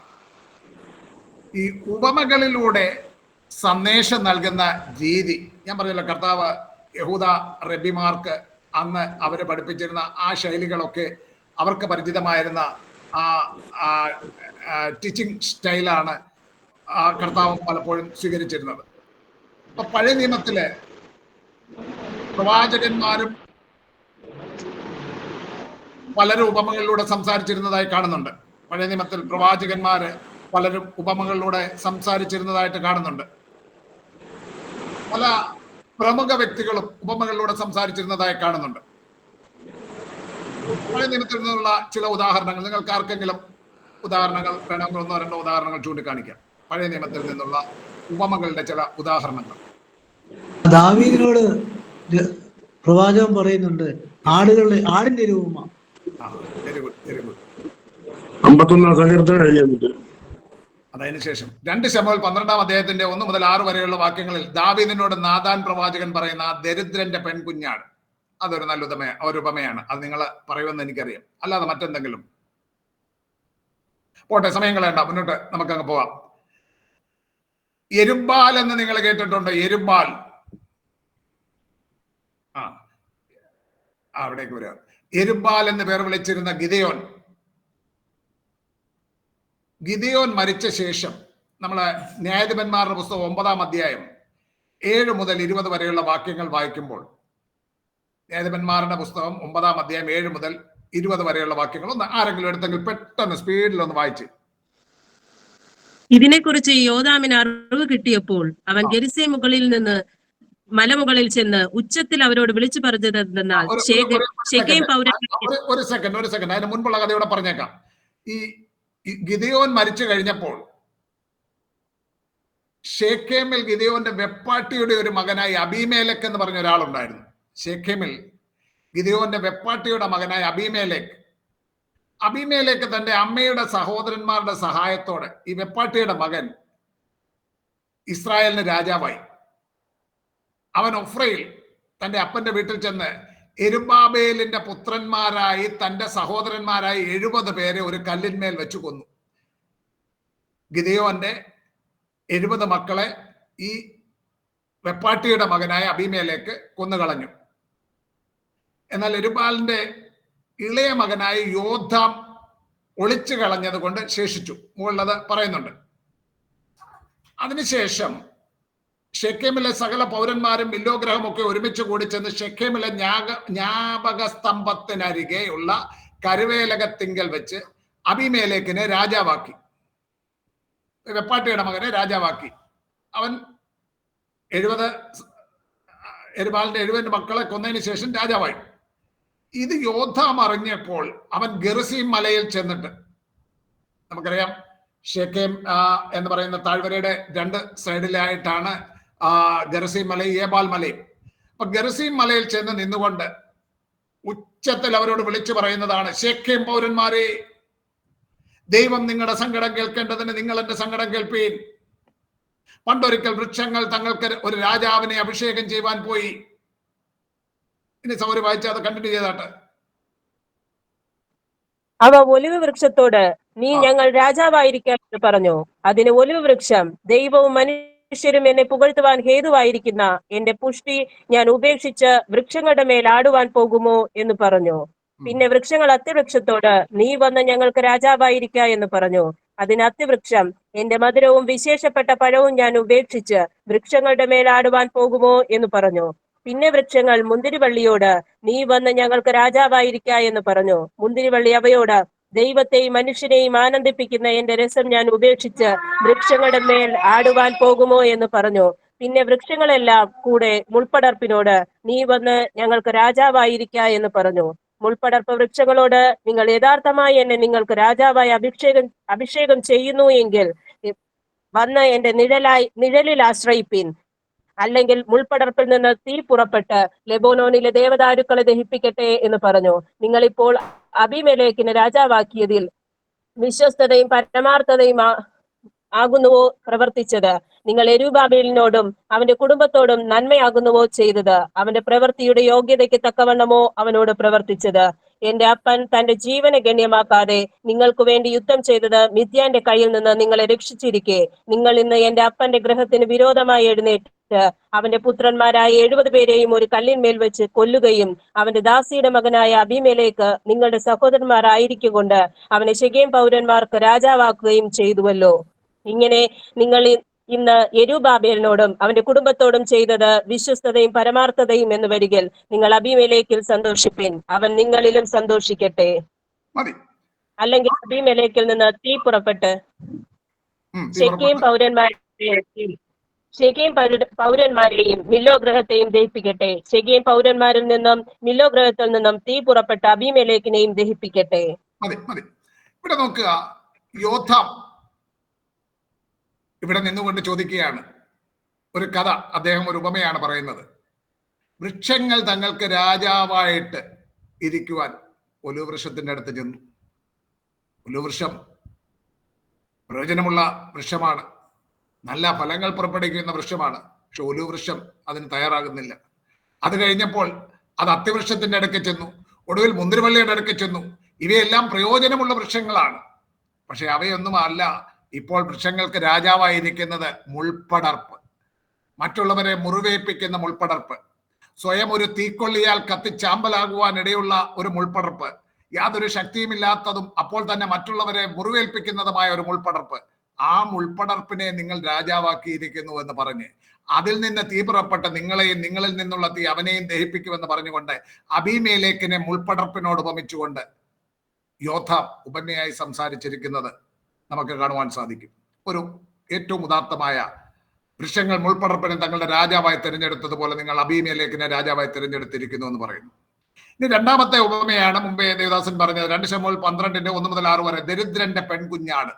നമുക്കറിയാം, ദാവീദ് രാജാവ് ഊരിയാവിന്റെ ഭാര്യയായിരിക്കുന്ന ബേത്ത്ശേബയെ ആഗ്രഹിച്ചിട്ട് വിശ്വസ്തനായിരുന്ന ആ അടിമയെ കൊല ചെയ്തുകൊണ്ട്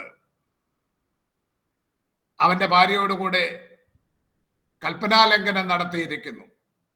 ആ പാപം ചൂണ്ടിക്കാണിക്കുവാൻ നാഥാൻ പ്രവാചകൻ അവന്റെ അടുക്കൽ ചെന്നിട്ട് ദാവീദിനോട് പറയുന്ന മനോഹരമായ ഒരു ഉപമയാണ് പഴയ നിയമത്തിൽ നാം കാണുന്ന ആ ദരിദ്രന്റെ പെൺകുഞ്ഞാട് എന്നുള്ളത്.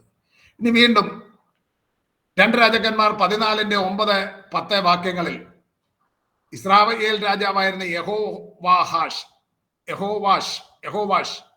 യഹൂദ രാജാവായ അമസ്യാവോട് ലെബാനോനിലെ മുൾപ്പടർപ്പും ദേവദാരു എന്ന ഉപമയിലൂടെ സംസാരിച്ചിരിക്കുന്നു. നമ്മൾ ആ സംഭവം നിങ്ങൾ വായിച്ചാൽ മതി. അവിടെ കാണുന്നുണ്ട്, യഹോവാഷിനോട് യുദ്ധം ചെയ്യുവാനായിട്ട് യഹൂദ രാജാവായ അമസ്യാവ് വെല്ലുവിളിച്ചുകൊണ്ട് ചെല്ലുകയാണ്. അപ്പോൾ യഹോവാഷ് അമസ്യാവോട് നീ വെറും ഒരു മുൾപ്പടർപ്പ് പോലെയാണ്, ഞാൻ ദേവദാരു പോലെയാണെന്നുള്ള രീതിയിൽ ഉപമയിലൂടെ സംസാരിച്ചിരിക്കുകയാണ്. അനന്തര സംഭവങ്ങൾ നിങ്ങൾ വായിച്ചാൽ നിങ്ങൾക്ക് അവിടെ കാണാവുന്നതാണ്. മറ്റൊരു ഉപമ പഴയ നിയമത്തിൽ എസ്കേൽ പ്രവാചകന്റെ പുസ്തകം 17-ാം അധ്യായത്തിന്റെ 3-10 വരെ. എസ്കേൽ 17:3-10 വരെ വായിക്കുമ്പോൾ അവിടെ വലിയ ചിറകുള്ള കഴുകന്മാരും മുന്തിരിവള്ളിയും എന്ന ഉപമയിലൂടെ സംസാരിച്ചിരിക്കുന്നത് ഇസ്രായേലിനോടുള്ള പ്രവാചകന്റെ അരുളപ്പാടാണ്. എസ്കേൽ പ്രവാസകാല പ്രവാചകനാണ്. എസ്കേൽ അവിടെ വലിയ ചിറകുള്ള കഴുകന്മാർ എന്ന് പറഞ്ഞിരിക്കുന്നത് ബാബേലിനെയും മിസ്രൈമിനെയും ഉദ്ദേശിച്ചാണ്. 2 കഴുകന്മാർ, ബാബേൽ എന്ന് പറയുന്ന കഴുകനും മിസ്രൈം എന്ന് പറയുന്ന 2 കഴുകനും, മുന്തിരിവള്ളി ഇസ്രായേൽ തന്നെ. അപ്പോൾ അങ്ങനെ പഴയ നിയമത്തിൽ നിന്നും ചില ഉദാഹരണങ്ങൾ നിങ്ങളുടെ ശ്രദ്ധയിൽപ്പെടുത്തിയിരിക്കുകയാണ്. അത് പറയുന്നതിന് കാരണം ഉപമകളിലൂടെ സംസാരിക്കുന്നത് യഹൂദന്മാർക്ക് പരിചിതമായ ഒരു പ്രഭാഷണ ശൈലിയായിരുന്നു എന്ന് നിങ്ങൾക്ക് മനസ്സിലാക്കേണ്ടതിന് വേണ്ടിയാണ്. ഇനി യേശു പറഞ്ഞിട്ടുള്ള ഉപമകളുടെ ചില ഉദാഹരണങ്ങൾ. ഇപ്പോൾ പഴയ നിയമത്തിലെ ഉദാഹരണങ്ങൾ കഴിഞ്ഞല്ലോ. യേശു പറഞ്ഞിട്ടുള്ള ഉപമകളുടെ ചില ഉദാഹരണങ്ങൾ ചുരുക്കമായിട്ട് പറയാം. ഉപമകളിലൂടെ സംസാരിച്ചപ്പോൾ തന്റെ ഉപദേശങ്ങൾ കേൾവിക്കാരുടെ ഹൃദയത്തിലേക്ക് ആഴ്ന്നിറങ്ങുവാനും അവരുടെ ചിന്താമണ്ഡലത്തിൽ അവ മായാതെ നിലകൊള്ളുവാനും ഇടയാക്കിയിരുന്നു.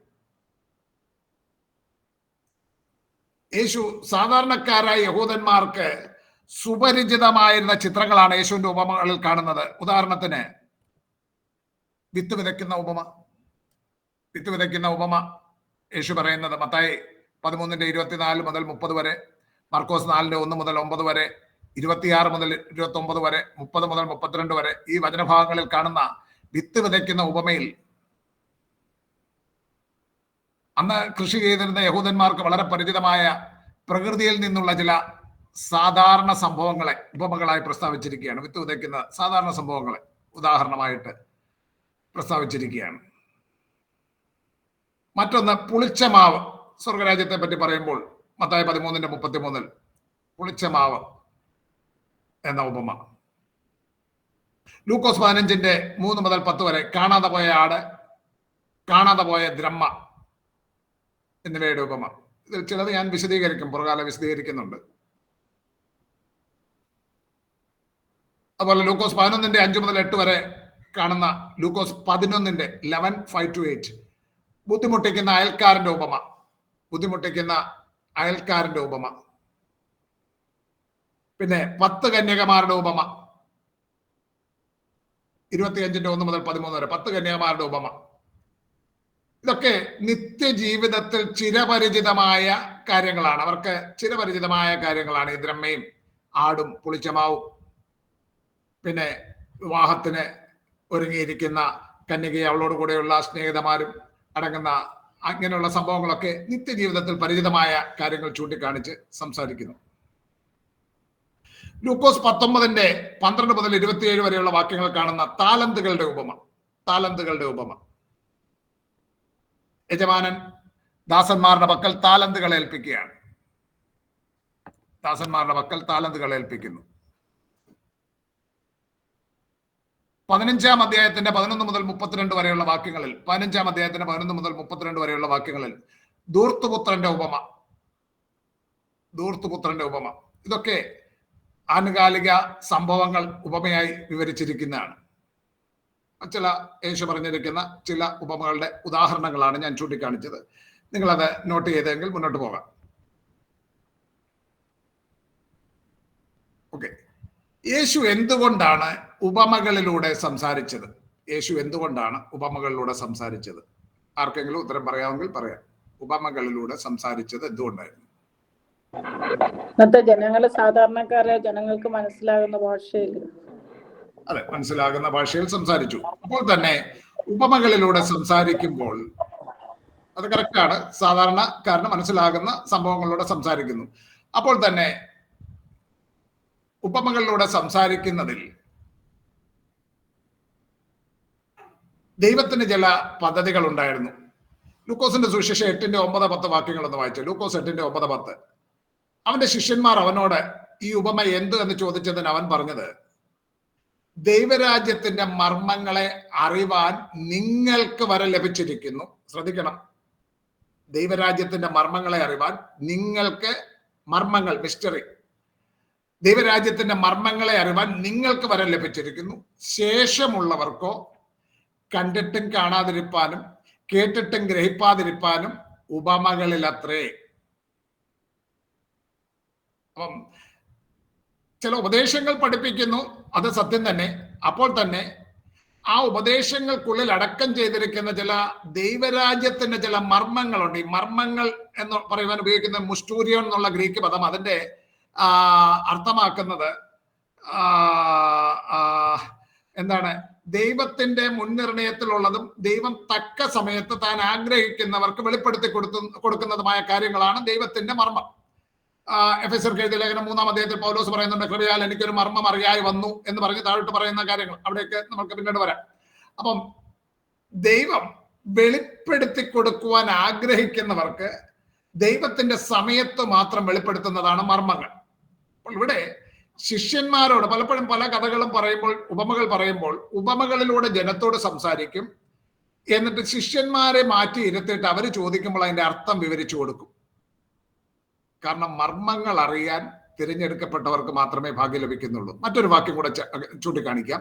മത്തായിയുടെ സുവിശേഷം മർക്കോസിന്റെ സുവിശേഷം 4:10 മുതൽ 12 വരെ. മർക്കോസ് 4:10 മുതൽ 12 വരെ. അനന്തരം അവൻ തനിച്ചിരിക്കുമ്പോൾ അവനോട് കൂടെയുള്ളവർ പന്തിരുവരുമായ ആ ഉപമകളെ കുറിച്ച് ചോദിച്ചു. അവരോട് അവൻ പറഞ്ഞത്, ദൈവരാജ്യത്തിന്റെ മർമ്മം നിങ്ങൾക്ക് നൽകപ്പെട്ടിരിക്കുന്നു. മർമ്മം നിങ്ങൾക്കേ ഉള്ളൂ, പുറത്തുള്ളവർക്കോ സകലവും ഉപമകളാൽ ലഭിക്കുന്നു. പുറത്തുള്ളവർക്കോ സകലവും ഉപമകളാൽ ലഭിക്കുന്നു. മറ്റുള്ളവർക്ക് ഉപമകളാണ്, നിങ്ങൾക്ക് മർമ്മങ്ങൾ അറിവാൻ വരം ലഭിച്ചിരിക്കുന്നു. അവർക്ക് മനം തിരിയാതെയും അവരോട് ക്ഷമിക്കാതെയും ഇരിക്കത്തക്കവണ്ണം അവർ കണ്ടിട്ടും അറിയാതിരിപ്പാനും കേട്ടിട്ടും ഗ്രഹിക്കാതിരിപ്പാനും സംഗതി വരും. ഇനി ഇത് കുറച്ചുകൂടെ ഒന്ന് മനസ്സിലാക്കാൻ മത്തായിയുടെ സുവിശേഷം 13:10 മുതൽ 17 വരെയുള്ളതൊന്നും ആരെങ്കിലും ഒന്ന് വായിച്ചിട്ട്. മത്തായി 13:10 മുതൽ 17 വരെ. മത്തായി 13:10 മുതൽ 17 വരെ.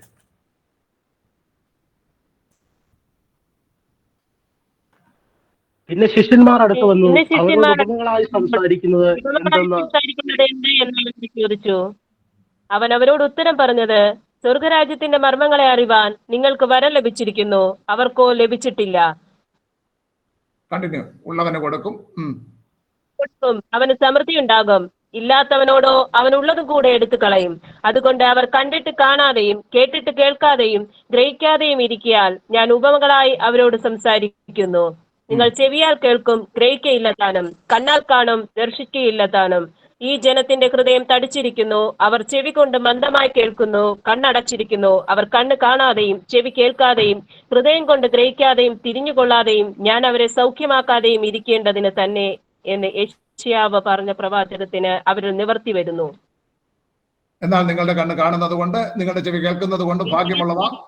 ഏറിയ പ്രവാചകന്മാരും നീതിമാന്മാരും നിങ്ങൾ കാണുന്നത് കാണാൻ ആഗ്രഹിച്ചിട്ടും കണ്ടിട്ടില്ല, നിങ്ങൾ കേൾക്കുന്നത് കേൾപ്പാൻ ആഗ്രഹിച്ചിട്ടും കേട്ടിട്ടില്ല എന്ന് ഞാൻ സത്യമായിട്ട് നിങ്ങളോട് പറയുന്നു. നോക്കുക, യെശയ്യാവ് 6-ാം അധ്യായത്തിന്റെ 9 മുതലുള്ള വാക്യങ്ങൾ ഉദ്ധരിച്ചുകൊണ്ട് കർത്താവ് പറയുകയാണ്, ചിലര് കേൾക്കും പക്ഷെ ഗ്രഹിക്കയില്ല, കാണും പക്ഷെ ദർശിക്കയില്ല.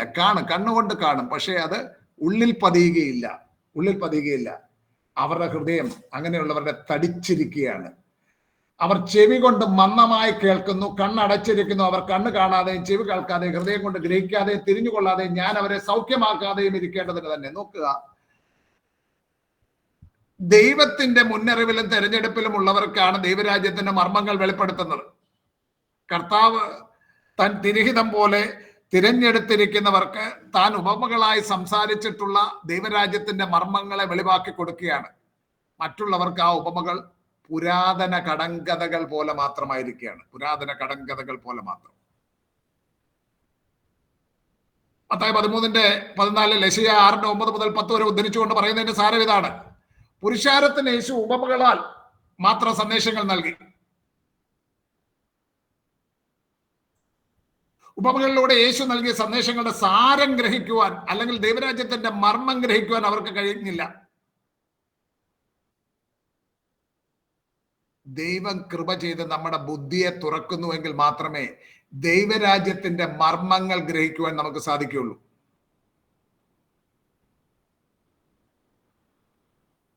ദൈവരാജ്യത്തിന്റെ മർമ്മം പൗലോസ് എഫേസ്യർക്ക് എഴുതിയ ലേഖനം 3-ാം അധ്യായത്തിൽ, അതൊന്ന് മുമ്പ് പറഞ്ഞുകൊണ്ട് ഞാനതൊന്ന് ജസ്റ്റ് ഒന്ന് വായിച്ചു. 3-ാം അധ്യായം എഫേസ്യർ 3 എടുക്കുകയാണ്.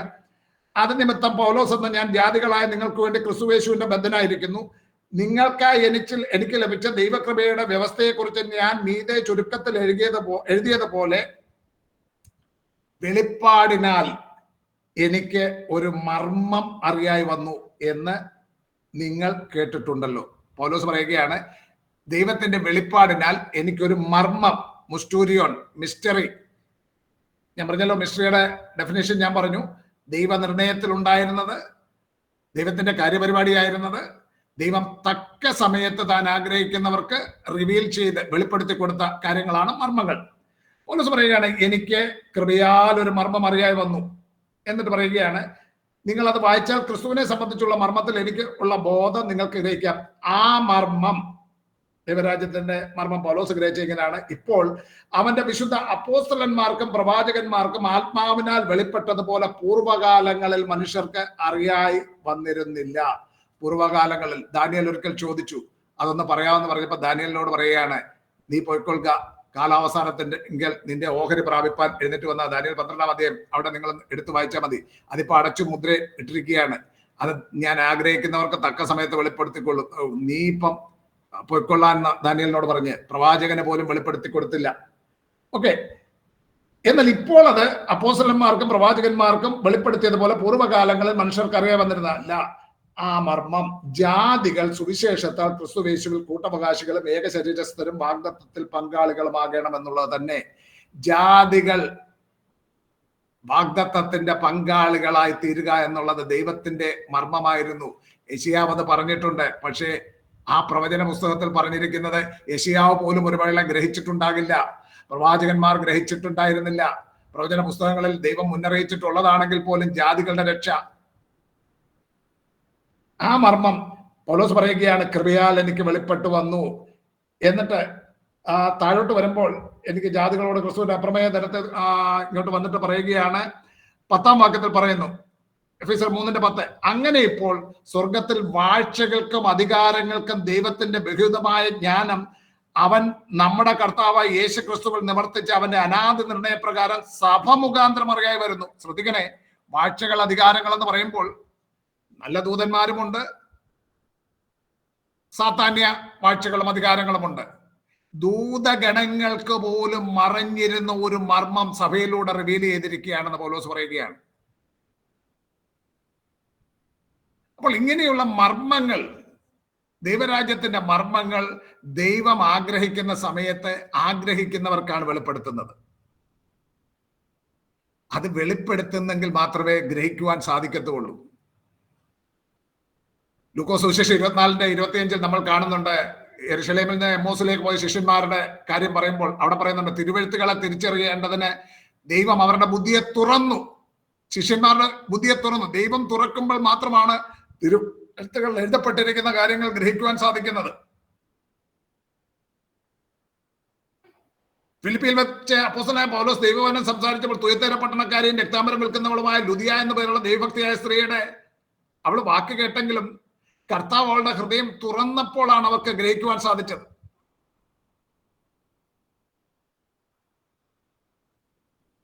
ദൈവം ഹൃദയം തുറക്കുമ്പോഴാണ് ഈ മർമ്മങ്ങൾ അറിയാൻ വരുന്നത്. ദൈവമാണ് ഗ്രഹിപ്പിക്കുന്നത്. പോൾ വാഷറിന്റെ ഒരു മെസ്സേജ് ഞാൻ ഇന്ന് രാവിലെ കേട്ടത്, ചുരുക്കമായ ഒരു മെസ്സേജ് ആയിരുന്നു. അദ്ദേഹം, പോൾ വാഷർ, ഞാൻ വളരെ ഇഷ്ടപ്പെടുന്ന ഒരു പ്രീച്ചറാണ് പോൾ വാഷർ. അദ്ദേഹം പറഞ്ഞൊരു അനുഭവം, അദ്ദേഹം ഒരിക്കൽ ഒരിടത്ത്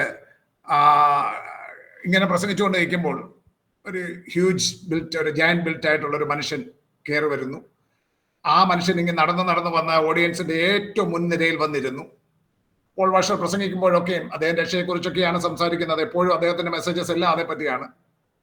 അപ്പോൾ അദ്ദേഹം പറഞ്ഞു, ഈ മനുഷ്യനെ കൂടെ ശ്രദ്ധിച്ചു. അദ്ദേഹം ഇങ്ങനെ വിഷണ്ണനായിരിക്കുന്നത് കണ്ടു. പ്രസംഗം കഴിഞ്ഞതിന് ശേഷം ഇദ്ദേഹത്തിന്റെ അടുക്കൽ ചെന്നു.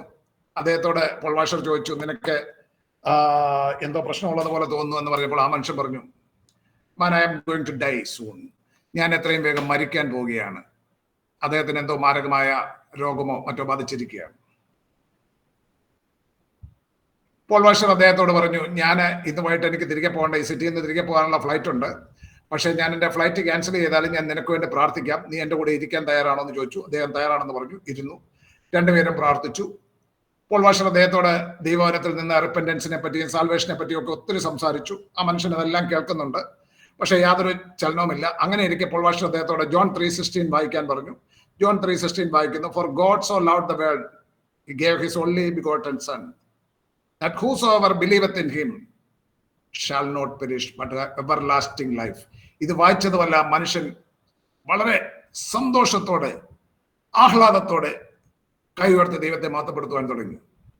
പോൾ വാഷർ പറഞ്ഞു, ഞാൻ അത്രയും നേരം പ്രസംഗിച്ചു, അത്രയും നേരം അദ്ദേഹത്തോടെ ക്ലാസ് പോലെ ഇരുന്ന് പഠിപ്പിച്ചു. പക്ഷെ കുറെ നേരം ഇരുന്ന് പ്രാർത്ഥിച്ച ശേഷം ഈ ഒരു വചനം സംസാരിച്ചപ്പോൾ ആ ഒരു ഒറ്റ വചനത്തിലൂടെ ആ മനുഷ്യന് പ്രത്യാശ, നിത്യജീവനെ കുറിച്ചുള്ള പ്രത്യാശ ഉണ്ടാകുവാൻ, അവൻ റിപ്പന്റ് ചെയ്യുവാൻ, അവൻ രക്ഷ പ്രാപിക്കുവാൻ ഇടയായി തീർന്നു എന്ന് പറയുന്നു. ദൈവവചനം അറിയിക്കുവാൻ ദൈവം നമ്മളെ വിളിച്ചിരിക്കുകയാണ്. നമ്മുടെ വാക്ചാതുരിയും നമ്മുടെ പാണ്ഡിത്യവും ഒന്നുമല്ല, നമ്മുടെ സമർപ്പണവും പ്രാർത്ഥനയും അതോടൊപ്പം ദൈവത്തെ വചനത്തിന്റെ ആ ശക്തിയുമാണ് ഒരു വ്യക്തിയിൽ രൂപാന്തരം ഉണ്ടാക്കുന്നത്. അപ്പോൾ വചനത്തിന് അതിൻ്റെതായ ഒരു ശക്തി ഉണ്ടെന്ന് അറിഞ്ഞുകൊണ്ട് വചനം പറയുവാൻ ശ്രമിക്കുക. ദൈവം തൻ്റെ നിർണയപ്രകാരമുള്ളവരുടെ അവരുടെ ഹൃദയം തുറക്കുമ്പോൾ അവർ വിശ്വസിക്കാനിടയാവും. അതിന് ഒരു ടൂളായി പ്രവർത്തിക്കുക, ദൈവകരങ്ങളിലായിരിക്കുക. അതാണ് ദൈവം നമ്മെക്കുറിച്ച് ആഗ്രഹിക്കുന്നത്. അത് പറഞ്ഞുകൊണ്ട് ഇന്നത്തെ ക്ലാസ് ഞാൻ കൺക്ലൂഡ് ചെയ്യുകയാണ്. അപ്പം ദൈവം ആഗ്രഹിക്കുന്നവർക്ക് ദൈവം തൻ്റെ രാജ്യത്തിൻ്റെ മർമ്മങ്ങൾ റിവീൽ ചെയ്യുന്നു.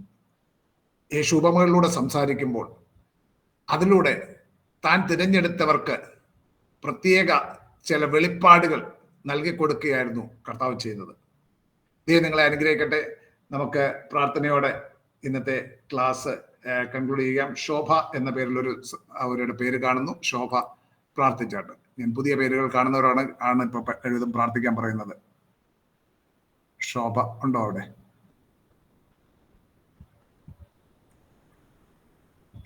ഇല്ല. ഓക്കെ, പ്രാർത്ഥിക്കാം. ഓക്കെ, ശോഭ പ്രാർത്ഥിച്ചാട്ട്.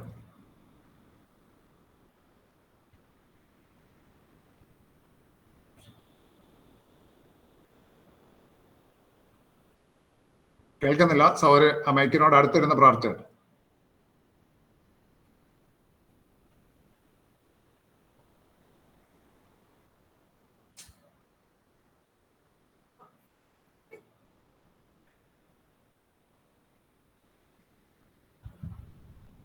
ശോഭ മൈക്ക് അൺമ്യൂട്ട് ചെയ്തിട്ടുണ്ട്, പക്ഷെ പ്രാർത്ഥിക്കുന്നത് കേൾക്കാൻ വയ്യ.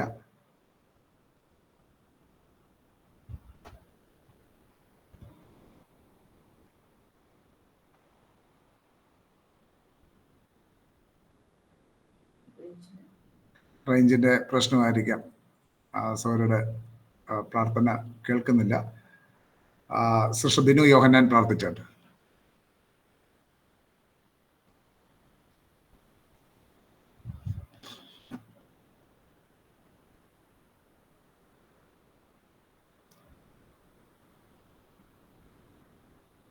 സൗരങ്ങൾ മറ്റാരെങ്കിലും പ്രാർത്ഥിച്ചാട്ട്. ഞാൻ ഓരോരുത്തരുടെയും പേര് പറഞ്ഞുകൊണ്ടിരിക്കുന്നു.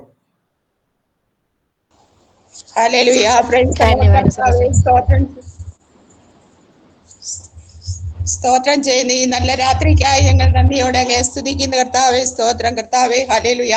ഞങ്ങൾക്ക് ഇന്ന് കേൾക്കുവാൻ കിട്ടിയ വചനങ്ങൾക്കായി ഞങ്ങൾ നന്ദിയോടെ സ്തോത്രം ചെയ്യുന്ന കർത്താവെ. ഞങ്ങൾ എല്ലാവരെയും ഒത്തൊരുമിച്ച് കർത്താവിന്റെ ശ്രേഷ്ഠദാസൻ കൂടെ ഞങ്ങൾക്ക് ശ്രമിക്കുവാൻ കിട്ടിയ എല്ലാ വചനങ്ങൾക്കുമായി ഞങ്ങൾ വീണ്ടും അങ്ങേ സ്തുതിക്കുകയാണ് കർത്താവെ. ഞങ്ങൾക്ക് കിട്ടിയ വചനങ്ങൾ ഞങ്ങൾ കർത്താവെ പഠിക്കുവാനും അവയൊക്കെയും ആചരിക്കുവാനും നല്ല ഒരു ശ്രേഷ്ഠ കർത്താവിന്റെ ദാസനും ദാസിയുമായി മാറുവാനും ഓരോരുത്തരെയും അനുഗ്രഹിക്കണമേ എന്ന് പ്രാർത്ഥിക്കുന്നു. കർത്താവിന്റെ ശ്രേഷ്ഠദാസനെയും കുടുംബത്തെയും ഞങ്ങൾ യേശുവിന്റെ നാമത്തിൽ അനുഗ്രഹിച്ച് പ്രാർത്ഥിക്കുകയാണ്. അദ്ദേഹത്തിന്റെ എല്ലാ ശുശ്രൂഷകളിലും വേലകളിലും കർത്താവെ ഹല്ലേലൂയ, അദ്ദേഹം ചെയ്യുന്ന എല്ലാ പ്രവൃത്തികളിലും കർത്താവിന്റെ വലതുകരം പ്രവർത്തിക്കണമേ എന്ന് പ്രാർത്ഥിക്കുന്നു. കുടുംബത്തോടുകൂടെ ഉണ്ടായിരിക്കണമേ. കുഞ്ഞുങ്ങളെല്ലാം സമർപ്പിച്ച് പ്രാർത്ഥിക്കുകയാണ് കർത്താവെ. അവരായിരിക്കുന്ന സ്ഥാനത്ത് അവരെ കാത്തോളണമേ എന്ന് പ്രാർത്ഥിക്കുന്നു. ഈ ഞങ്ങളെ പഠിപ്പിക്കുന്ന മറ്റ് അധ്യാപകരെ എല്ലാം കർത്താവിന്റെ കരങ്ങളിലേക്ക് സമർപ്പിച്ച് അവരുടെ ഫാമിലിയെയും സമർപ്പിച്ച് ഞങ്ങൾ പ്രാർത്ഥിക്കുന്നു കർത്താവെ. സ്തോത്രം. ഈ നല്ല രാത്രിക്കായി ഞങ്ങൾ വീണ്ടും അങ്ങേ സ്തുതിക്കുന്നു. പഠിച്ചുകൊണ്ടിരിക്കുന്ന എല്ലാ സ്റ്റുഡൻസിനെയും കർത്താവെ, അവരുടെ കുടുംബങ്ങളെയും അവരുടെ കുഞ്ഞുങ്ങളെയും എല്ലാം കർത്താവായ യേശു ക്രിസ്തുവിന്റെ നാമത്തിൽ അനുഗ്രഹിച്ച് പ്രാർത്ഥിക്കുകയാണ്. എല്ലാവരിലേക്കും കർത്താവിന്റെ വലത് കരം ഉണർന്ന് പ്രവർത്തിക്കണമേ എന്ന് പ്രാർത്ഥിക്കുന്നു കർത്താവെ. സ്തോത്രം. ഹല്ലേലൂയ. യേശുവേ സ്തോത്രം. ഹല്ലേലൂയ. ഞങ്ങളെ നന്ദിയോടെ അങ്ങേ സ്തുതിപ്പാൻ ഈ ഭൂമിയിൽ ജീവിച്ചിരിക്കുന്ന കാലം അങ്ങയുടെ വേലകളിൽ ഒക്കെയും ചെയ്തുകൊണ്ട് കർത്താവിന്റെ നാമം വാഴ്ത്തുന്നവരായി ഞങ്ങൾ ശ്രേഷ്ഠതയോടെ ജീവിക്കുവാനായിട്ട് ഓരോരുത്തരെയും ഒരുക്കണമേ എന്ന് ഞങ്ങൾ പ്രാർത്ഥിക്കുന്നു. രോഗികളായിരിക്കുന്നവരെ സമർപ്പിച്ച് പ്രാർത്ഥിക്കുന്നു കർത്താവെ. രോഗസൗഖ്യത്തെ കൊടുക്കണമേ എന്ന് പ്രാർത്ഥിക്കുന്നു. എല്ലാ കുടുംബങ്ങളെയും വീണ്ടും ഞങ്ങളെ കാണുന്നത് വരെയും കർത്താവായ യേശു ക്രിസ്തുവിന്റെ സംരക്ഷണയിൽ കാത്തുകൊള്ളണമേ എന്ന് പ്രാർത്ഥിക്കുന്നു. നിങ്ങളുടെ പ്രാർത്ഥന കേട്ടതിനായി നന്ദിയോടെ സ്തോത്രം. എന്നേക്ക് നസ്രനായ ക്രിസ്തു യേശുവിന്റെ നാമത്തിൽ തന്നെ ആമീൻ.